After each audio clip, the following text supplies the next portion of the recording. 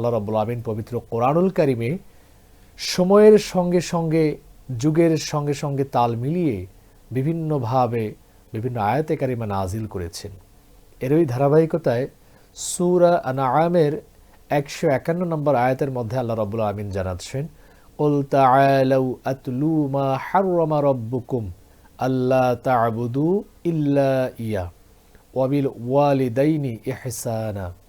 আল্লাহ রাব্বুল আমিন নবীকে ডাক দিয়ে বলছেন, ও নবী, আপনি তাদেরকে বলুন যারা অস্বীকার করে, যারা কুফরি করে, তাদেরকে আপনি ডাক দিন, তাদেরকে আপনি জানিয়ে দেন যে আল্লাহ রাব্বুল আমিন তোমাদের জন্য কোন কোন বিষয়গুলিকে হারাম করেছেন, কোন কোন বিষয়গুলিকে নিষেধাজ্ঞা আরোপ করেছেন। তো এর একটি হচ্ছে আল্লাহ তা'বুদু ইল্লা ইয়া, আল্লাহ ছাড়া অন্য কারো ইবাদত করা যাবে না। অর্থাৎ আল্লাহ রাব্বুল আলামিনের সঙ্গে কাউকে শরীক সাব্যস্ত করা যাবে না, কেননা এটি মারাত্মক রকমের জুলুম, মারাত্মক রকমের অন্যায়। লা তুশরিক বিল্লাহ ইন্না শিরকা লাযুলমুন আযীম। সুতরাং কখনোই কোনো অবস্থাতেই আল্লাহ রাব্বুল আলামিনের সঙ্গে শিরক করো, এটি হচ্ছে প্রথম একটি উপদেশ যে শিরক করো না। এরপরে আল্লাহ রাব্বুল আমিন বলছেন ওয়াবিল ওয়ালিদাইনি ইহসানা, বাবা মায়ের সাথে সুন্দর আচরণ করা, বাবা মায়ের সাথে উত্তম আচরণ করা। কিন্তু আফসোসের সাথে বলতে হয়, আজকে আমাদের সমাজে আমরা একজন মুমিন হিসেবে বাবা মায়ের সঙ্গে সুন্দর আচরণ করতে গিয়ে অনেকেই ব্যাহত হচ্ছি, অনেকেই বাবা মায়ের সঙ্গে সদ্ব্যবহার করতে পারছি না।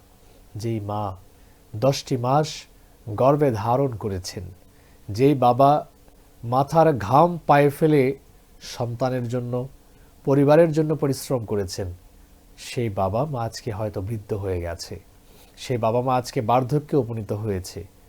তারাও এক সময় তো যুবক ছিল, যৌবনকালে ছিল, কিন্তু আমরা যখন যৌবনে পদার্পণ করেছি স্বাভাবিকভাবেই তারা বৃদ্ধ বার্ধক্যে উপনীত হয়েছে। তো তাদের সঙ্গে কেমন আচরণ করতে হবে, তাদের সঙ্গে কি ব্যবহার করতে হবে, আল্লাহ তাআলা বলছেন ওয়াওয়াসাইনাল ইনসানা বিওয়ালিদাইহি হামালাতুহু উম্মুহু ওয়াহনান আলা ওয়াহনিন ওয়া ফিসালুহু ফি আমাইনি আনিশকুরুলি ওয়ালিওয়ালিদাইকা ইলাইয়াল মাসির। আল্লাহ তাআলা মানুষকে নসিহত করছেন, উপদেশ দিচ্ছেন বাবা মায়ের সাথে সুন্দর আচরণের জন্য, এবং মায়ের প্রতি আরও বেশি গুরুত্ব আরোপ করেছেন, কেননা একজন মা কষ্টের পর কষ্ট করে, যন্ত্রণার পর যন্ত্রণা সহ্য করে সন্তানকে পৃথিবীতে ভূমিষ্ঠ করেছেন, সন্তানকে পৃথিবীতে আলো দেখিয়েছেন। সেই মায়ের সাথে কখনো অন্যায় আচরণ করা যাবে না। শুধু কি তাই, 2 বছর তিনি দুগ্ধপান করালেন। এরপর আল্লাহ তাআলা বলছেন, এরপরেও যদি তোমরা বাবা মায়ের সাথে সুন্দর আচরণ না করো, তাহলে মনে রেখো তোমাদেরকে আমারই কাছে প্রত্যাবর্তন করতে হবে। এজন্য বাবা মায়ের সাথে কখনোই খারাপ আচরণ করা যাবে না। এরপর আল্লাহ রাব্বুল আমিন বলছেন ওয়ালা তাকরাবুল ফাওয়াহিশা মা যাহারা মিনহা ওয়া মা বাতন। প্রকাশ্যে হোক আর অপ্রকাশ্যেই হোক না কেন, কোনো ধরনের খারাপ কাজ, মন্দ কাজ করা যাবে না, গুনার কাজ লিপ্ত হওয়া যাবে না, ব্যভিচার করা যাবে না। আজকে আমরা যদি লক্ষ্য করি, আমরা প্রকাশ্যে অপ্রকাশ্যে বিভিন্নভাবে গুনার কাজে লিপ্ত হচ্ছি। যেটি আমরা প্রকাশ্যে করছি সেটি সমাজের মানুষের চোখে পড়ছে, কিন্তু সমাজের মানুষ আজকে এই গুনার কাজকে খারাপ মনে করছে না। যেখানে ইসলাম বলছে নারী এবং পুরুষ বৈবাহিক সম্পর্কে ছাড়া একত্রে চলাফেরা করতে পারবে না। লা তাকরাবুজ জিনা ইন্নাহু কানা ফাহিশাতাও ওয়া সাআ সাবিলা। জিনা তো দূরের কথা, জিনা ব্যভিচারের নিকটবর্তী হওয়ার ব্যাপারেও কঠোর নিষেধাজ্ঞা রয়েছে। সেখানে অবাধে আমাদের সমাজে নারী পুরুষ তারা অবাধে মেলামেশা করছে, অবাধে চলছে। বিভিন্ন পার্ক, বিভিন্ন গার্ডেন, বিভিন্ন হোটেল, বিভিন্ন ক্যাফেটেরিয়া, সেখানে আপনারা যদি লক্ষ্য করেন যে সেখানে আমরা দেখছি নারী পুরুষ, আমাদের সমাজের ছেলেমেয়েরা অবাধে মেলামেশা করছে, অবাধে সেখানে যাচ্ছে। এটি হচ্ছে প্রকাশ্য কিছু খারাপ কাজ, গর্হিত কাজ। কিন্তু আমরা সামাজিকভাবে কোনো দায়বদ্ধ না রেখে, তাদেরকে বাধাগ্রস্ত না করে আমরা তাদেরকে সুযোগ দিচ্ছি, অভয় দিচ্ছি। এরপরে আসুন অপ্রকাশ্য কিছু গুনার কাজ, যেটি হয়তো আপনি আমি মনে করছি এটি কেউ জানে না, হয়তো একটি রুমের মধ্যে আবদ্ধ একজন নারী পুরুষ মনে করছে এখানে তো আমরা দুজন, আর তো কেউ নেই, আমরা এখানে ব্যভিচারে লিপ্ত হব, কেউ জানবে না, কেউ জানবে না, কেউ দেখবে না। কিন্তু মনে রাখবেন, একজন মালিক রয়েছেন, একজন মনিব রয়েছেন, একজন পালনকর্তা রয়েছেন, যিনি সব সময় প্রত্যেকটি বান্দার মনের খবর পর্যন্ত জানেন, যার কাছে কোনো কিছু আবদ্ধ নয়, তিনি দেখতে পান।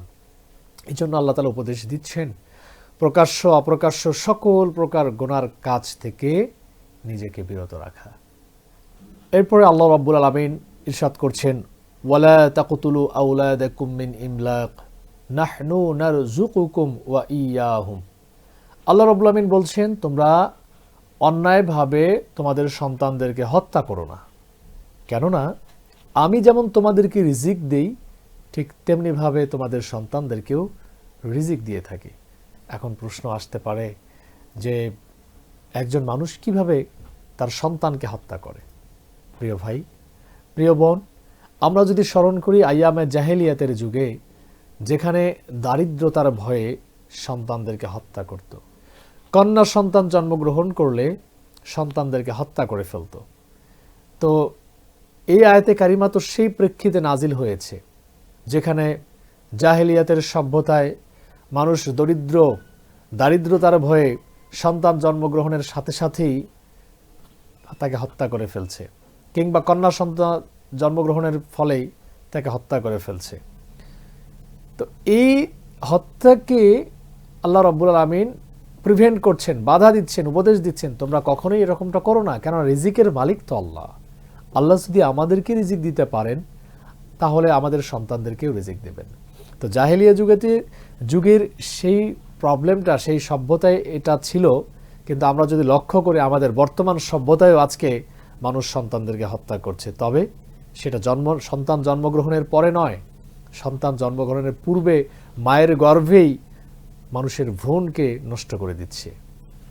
স্বাভাবিকভাবেই মেডিকেল সায়েন্স বলছে, একটি সন্তান যখন মায়ের গর্ভে আসে 120 দিন পরেই কিন্তু সেখানে আল্লাহ তাআলা রূহ দিয়ে দেন। 120 দিন পরে তার হার্টবিট চলে আসে, বাচ্চার হার্টবিট যখন চলে আসে, এরপরে যখন সেটিকে অ্যাবর্শন করা হচ্ছে, অ্যাবর্শন বর্তমান সময়ের একটি কি বলবো, এটা বিজ্ঞানের অকল্যাণময় একটি আবিষ্কার, যে অ্যাবর্শনের মাধ্যমে মায়ের গর্ভে সন্তানকে হত্যা করে সেখান থেকে বের করে নিয়ে আসা হচ্ছে। তাকে আর পৃথিবীর জমিনে ভূমিষ্ঠ করার সময় দেয়া হচ্ছে না।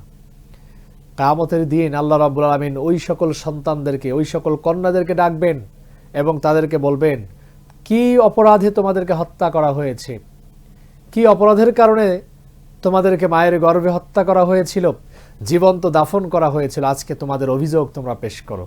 সেদিন ওই সকল সন্তানের আল্লাহর কাছে বাবা মায়ের বিরুদ্ধে সাক্ষী দেবে, বাবা মাকে অভিযুক্ত করে আল্লাহর কাছে অভিযোগ জানাবে। কি করবেন তখন? আজকে আমাদের মনে কি একটু দয়া জাগে না, যে একটি সন্তানকে জন্ম দেওয়ার জন্য কত কষ্ট, কত চাওয়া, কত আকাঙ্ক্ষা, কত ভালোবাসার পরিশ্রম করতে হয়েছে, সেই সন্তানকে আপনি হত্যা করে ফেলছেন, সেই সন্তানকে আপনি মেরে ফেলছেন দারিদ্রতার ভয়ে, কিংবা কন্যা সন্তান হবে এজন্য। এখনও সেই কৌটিল্য মনোভাব আমাদের মধ্যে রয়েছে। আমরা মনে করি যে ছেলে সন্তান হলেই বুঝি বাবা মার দায়িত্ব নেবে, আমরা মনে করি মেয়ে সন্তান মানেই বুঝি সমাজের বোঝা। না, আল্লাহ রসুল সাল্লাল্লাহু আলাইহি ওয়াসাল্লাম বলছেন, যার 3টি কন্যা সন্তান রয়েছে এবং এই সন্তানদেরকে সঠিকভাবে ইসলামের পথে লালন পালন করেছে, আল্লাহ রাব্বুল আমিন সেই কন্যা সন্তানের বিনিময়ে তাকে জান্নাত দান করবেন। সুবহানাল্লাহি ওয়া বিহামদিহি। কত সুন্দর করে আল্লাহ নবী হযরত মুহাম্মদ সাল্লাল্লাহু আলাইহি ওয়াসাল্লাম আমাদেরকে বলছেন। এরপরেও আমরা আজকে সামাজিক এই কৌটিল্য থেকে বের হতে পারিনি, এরপরও আজকে আমরা আমাদের জায়গা থেকে আমরা বের করতে পারিনি। এরপর আল্লাহ তাআলা বলছেন, ওয়ালা তাকরাবুল ফাওয়াহিশা মা যাহারা মিনহা ওয়া মা বাতন। অর্থাৎ তোমরা প্রকাশ্যে হোক আর অপ্রকাশ্যেই হোক কোনো প্রকার অশ্লীলতার নিকটবর্তী হবে না, অশ্লীল কাজ করবে না, গুনার কাজ করবে না। কিন্তু বড় আফসোসের বিষয়, আজকে আমরা আমাদের সমাজে অশ্লীলতাকে বড্ড আপন করে নিয়েছি। প্রকাশ্যে আমরা অশ্লীলতা করছি, প্রকাশ্যে আমরা মন্দ কাজগুলো করছি, গর্হিত কাজগুলি করছি। মনে হচ্ছে এগুলো আমাদের সামাজিক ঐতিহ্য, সামাজিক কালচারে পরিণত হয়ে গেছে, যেখানে ইসলাম বলছে ওয়ালা তাকরাবুজ জিনা ইন্নাহু কানা ফাহিশাতাও ওয়া সাআ সাবিলা, তোমরা জিনার নিকটবর্তী হও না, কেননা এটি মারাত্মক রকমের জুলুম